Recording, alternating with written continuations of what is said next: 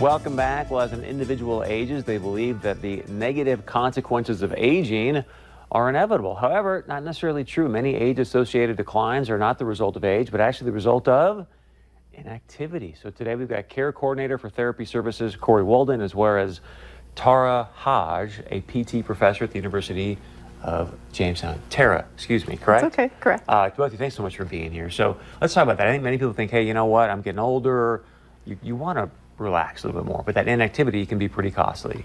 Yeah, so I work for Caring Edge, which we are the therapy company within Edgewood Healthcare here in Fargo, and we deal with the geriatric population. So with that, they tend to have a high risk of falling, and so we want to help educate people on letting them know that, you know, falling isn't normal.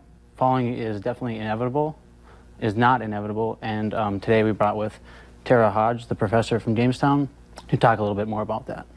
So what are some things you can do to help mitigate that? So physical therapists can help a person by asking some specific questions and doing some quick screening tests to kind of figure out why did they have a fall, why is this happening, and then come up with a very individualized plan to prevent more falls from happening. And a big piece of that is getting people moving again if they are inactive, and that might be balance exercises, but it also might be getting linked up with some community exercise programs and getting that social aspect of activity a little bit too, so that they're moving on a consistent basis. And so when you say individualized as well, I'm assuming there are things you can help me do at home too? Yes, exactly. So during your therapy session, the therapist will help figure out just what exercises or activities are going to benefit you the most and show you how to do them safely, and walk you through how to do them at home, and maybe give you some handouts and pictures so that they're easy things to do yourself at home. Is there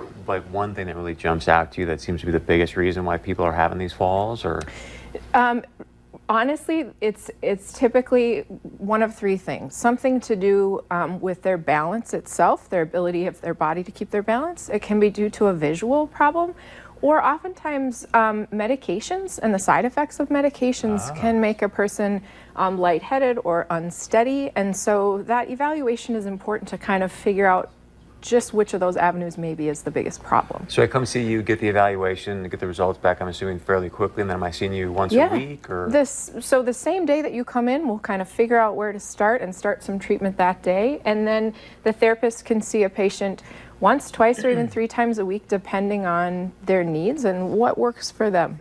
What are your suggestions? Because sometimes, you know, someone may have a fall, but I don't need to see a doctor, and maybe the son or daughter's like, no, I think this would be a good idea. For any suggestions on how to bridge that conversation?